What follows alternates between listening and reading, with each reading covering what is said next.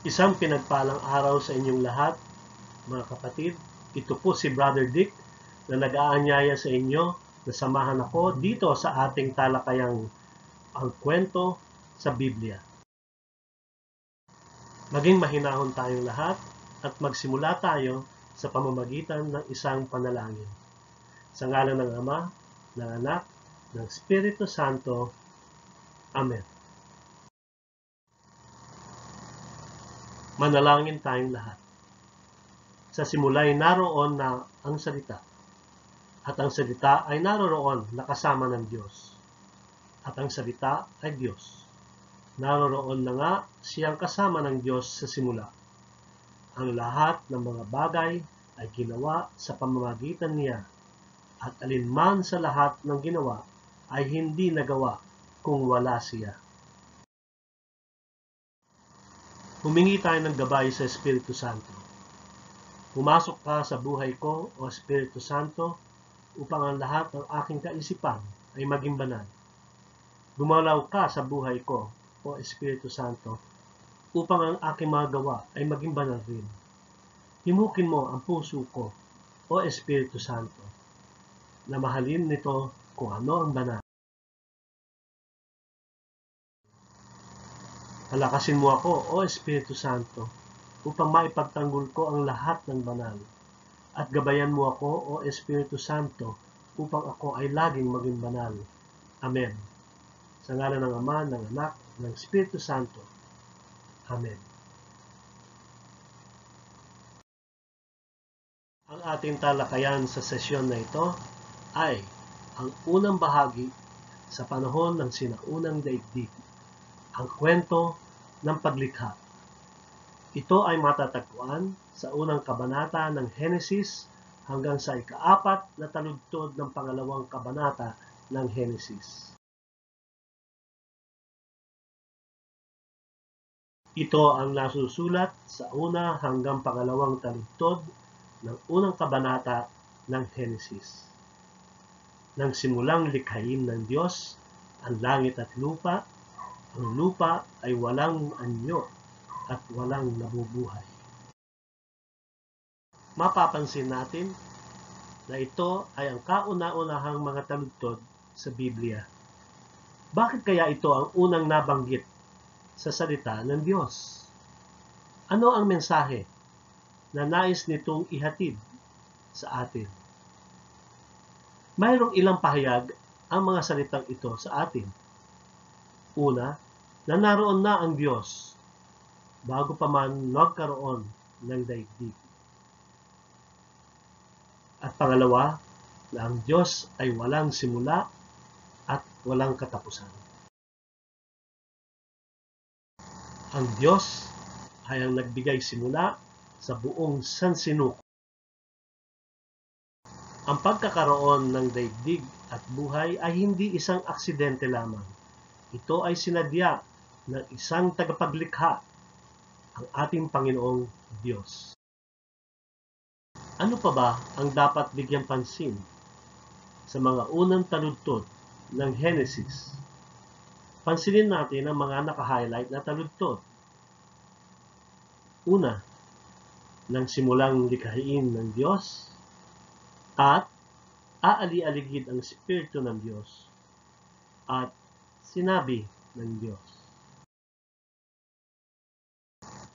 Ang ipinagbibigay alam nito sa atin ay na ang paglikha ay isinagawa ng iisang Diyos na may tatlong persona.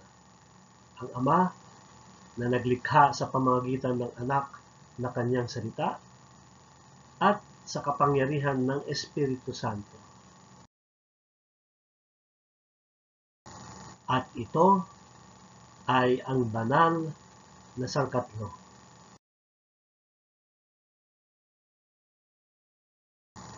Sa Katesismo ng Simbahang Katoliko o ang CCC, sinasabi sa ika-292 talata na minumungkahi ng lumang tipan at ihinahayag ng bagong tipan ang mapaglikhang gawa ng Anak at Espiritu na nagkakaisa kasama ng Ama. Itong pagtutulong-tulong sa paglikha ay malinaw na kinukumpirma ng panuntunan ng pananampalataya ng simbahan. Sinasabi sa CCC na mayroong isa lamang na Diyos. Siya ang Ama, ang tagapaglikha, ang may katha, ang nagbibigay ng kaayusan. Nilikha niya ang lahat ng bagay sa pamamagitan ng kanyang salita at karunungan, sa pamamagitan ng anak at ng espiritu, na masasabing sila ay ang kanyang mga kamay. Ang paglilikha ay ang nakakaisang gawa ng banal na sangkatlo. Bigyan naman natin ng pansin ang nasusulat mula sa ikatlong taludtod ng unang kabanata ng Henesis hanggang sa ikaapat na taludtod ng pangalawang kabanata ng Henesis. Ito ang mga araw ng paglikha ng sansinukob at ng mga nilikha. Sa unang araw ay kanyang nilikha ang liwanag at dilim, o ang araw at gabi. Sa pangalawang araw ay ang kalangitan at ang karagatan. At sa pangatlong araw ay ang kalupaan at ang mga halaman. Nang ikaapat na araw ay kanya nilikha ang araw, buwan at mga bituin na nagbibigay liwanag at kadiliman. Sa ikalimang araw ay nilikha ang mga hayop na lumilipad at ang mga hayop na lumalangoy na siyang nasa kalangitan at sa karagatan. At sa ika-6 na araw ay nilikha naman ang mga hayop sa kalupaan at ang tao. Sila ang nasa kalupaan at naninirahan sa halamanan. Pansinin natin ang pagkakatugma ng una at ikaapat na araw, ng pangalawa at ng ikalimang araw, at ng pangatlo at ng ika-6 na araw. Ito ang pagkakatugma-tugma ng nilikhang mga tagpuan at ng mga nilalaman nito. Bakit ganon ang nasa saad doon sa paglikha ng sansinukob? At ano ang nais ipahayag sa mga taludtod na iyon? Ang nais ipaalam nito sa atin ay ang katotohanan na nilikha nga ng Diyos ang daigdig na may likas na kaayusan. At ito ay hindi kusang nangyari lamang. Kapansin-pansin rin ang pahayag ng Diyos na ang lahat ng kanyang nilikha ay likas na mabuti. Ngunit ang tao ay kakaiba dahil siya ay likas na napakabuti.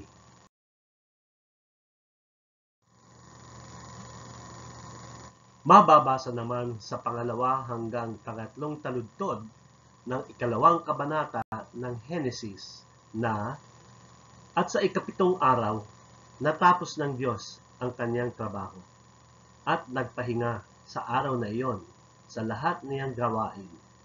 Pinagpala ng Diyos ang ikapitong araw at pinabanal iyon, sapagkat sa araw na iyon, siya ay nagpahinga sa lahat niyang gawain sa paglikha.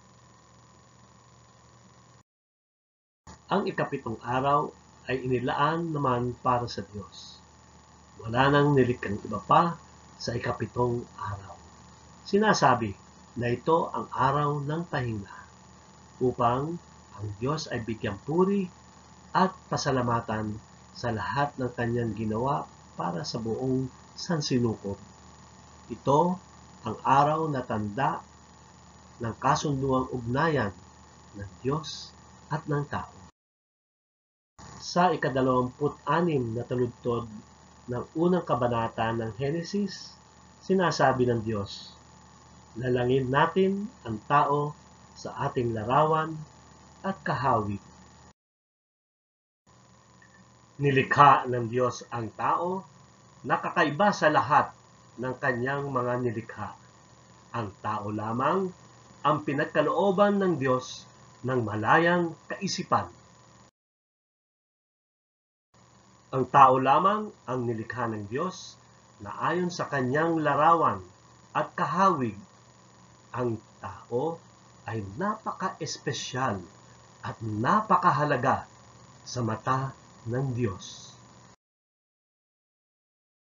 Makatapos nating pag-aralan ang basahin na galing sa Biblia, nararapat naman nating pag-isipang maigi ang ating mga napag-aralan at nguyain mabuti ang ating mga nakain na kaalaman upang ito ay ating pakinabangan.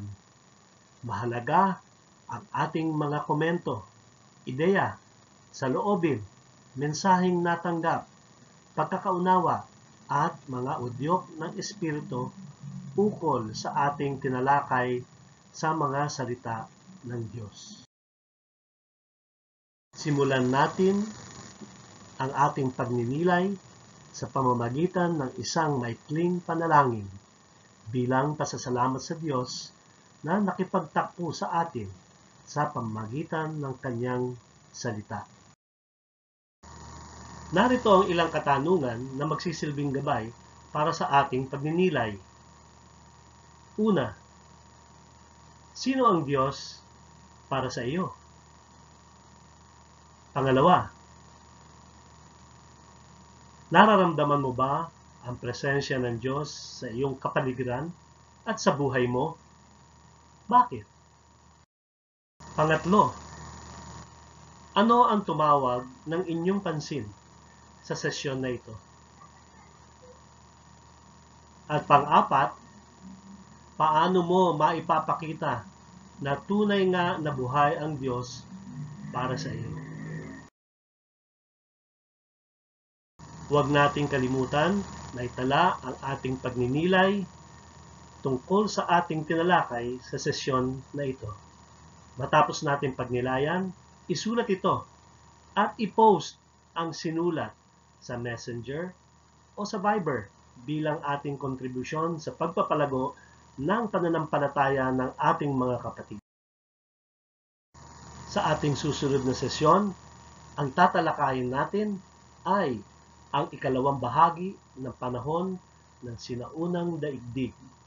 Ang kwento ni Adan at ni Eva.